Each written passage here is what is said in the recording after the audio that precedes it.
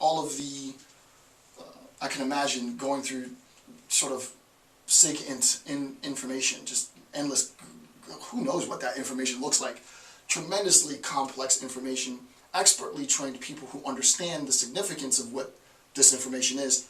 That information also, and to be honest with you, I don't want to say that this is sort of arbitrarily sort of defined or identified, but within analysis there has to be, this is not a formal aspect of the intelligence cycle, but there has to be a translation of information in analysis phase. This isn't formal, it's not part of the canon, but I'm telling you, there has to be, and I'm not a member of the intelligence community, but there has to be a translation of information in the analysis phase. Maybe in the processing phase too, right? Meaning that, maybe in processing more so, right? In the processing of information, sort of sorting it, the analyst might not know what the hell that signals information means. Okay, so what the hell does that mean? Let me talk to the signals intelligence chick and say, hey, what does this mean? And she says, oh, well, this means that. Oh, okay. Meaning that not raw, this is very technical, sort of scientific information, needs to be translated in a meaningful way such that I would put translation and processing personally. But that information is translated in such a way that it is given to analysts meaningfully. I need to know what that means. I'm not a scientist. I don't understand the significance of that. Let me know what that means so that I can do what I do.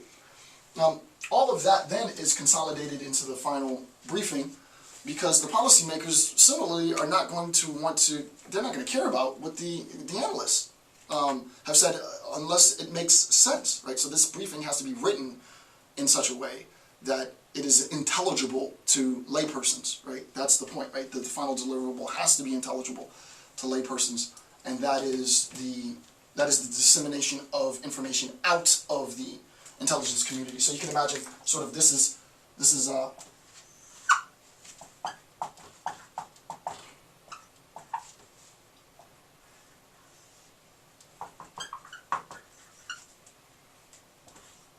so that the last phase within the intelligence cycle is theoretically speaking, the first new phase of the policy cycle. I'm not going to go and talk about any of the policy bits, right? But once that intelligence is given to policymakers, they then initiate their cycle, right? They initiate their structure. The information is going to be assessed, decisions are going to be made, we're going to start to, you go through the whole Senate, Congress, blah, blah, blah, blah, blah. Okay. So transferring intelligence to policymakers, quote, we have 21st century methods for collecting information and getting it back to Washington. And 18th century, I love this, and 18th century methods from getting it to policymakers. Did I say that properly? Methods from getting it to policymakers? Let me just check that citation 21. Page 21. Of course, Jason, I didn't freaking highlight it. So decision makers on behalf of the United States may seem that. Right. Okay. Finally, intelligence reports must be distributed to those who are making decisions on behalf of the United States. This may seem easy enough, but even this stage is it just doesn't seem like it. 18th century. Let me see if I can find it. Page 21. Bastards, I can't find it down. You would think I underlined this. Oh, here it is right here. Okay, so here's the direct quote. We have 21st century methods for collecting information and getting it back to Washington. So collecting information and getting it to Washington, we have 21st century ability to do that. And 18th century methods for getting it to policymakers, right? The idea is, that's sort of tongue-in-cheek, right? The idea is there's a bit of, and that's not me, right? That's sort of funny, actually. There's a bit of tension, I would imagine, I don't know, but there's a bit of tension in how this information is not necessarily transferred in the physical act of transference, but there's a bit of tension for any number of possible reasons, right? The fact that the information had to be constructed and had to be delivered. The fact that the information needs to be presented in such a manner that it is intelligible. The fact that the information, as the culmination of all the work of the intelligence community, is disseminated outwards, right? You would imagine that someone spends time poring over and assessing tremendous amounts of data to produce something that's very, very, very sensitive, that's justified rigorously. And there's a sort of an aversion to want to get rid of that. I would imagine. This is my baby. I worked hard on this. I put a lot of my own effort into this. We put a lot of our effort into this, and I don't want to give it up. Right? In my previous lecture series on national security affairs, we talked about interagency tension and information sharing environments. Right? The idea of the tensions that have to arrive in any information sharing environment is a product of just the natural desire to possess the things that you create. As a creator, a lot of me, Jason Campbell, is in that final document. And I don't know that I want to give it up as easily.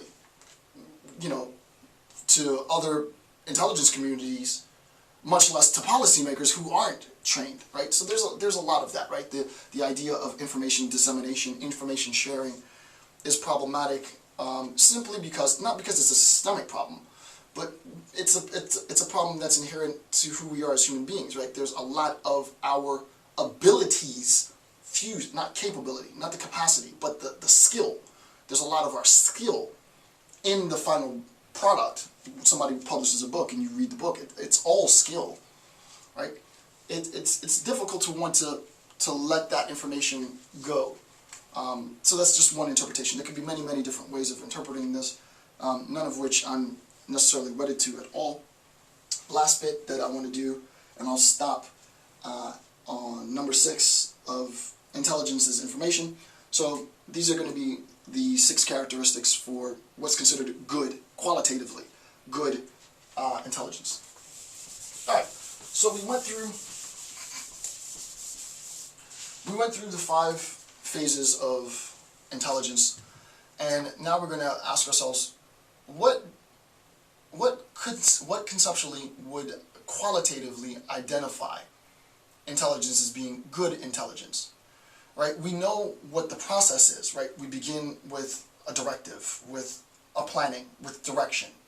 That planning and direction obviously is going to lead us to collect certain types of information based on what we feel the assumptions are, right? So we're going to collect certain types of information. That information after, it's sort of like the M&Ms, right?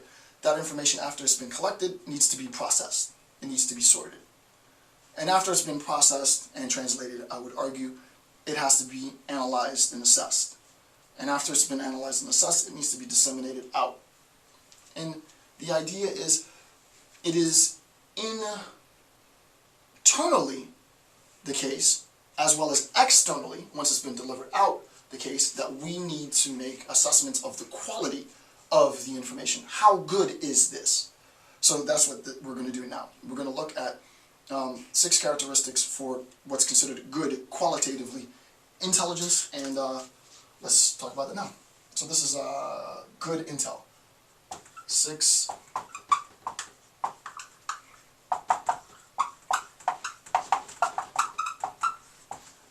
6 characteristics for good intelligence. The first is that the intelligence is relevant. Relevant. It needs to be relevant. Why? Relevance is obviously contextual, and remember contextual, right? Relevance is obviously contextual, and the needs of policymakers will determine the relevance of the required intelligence, right?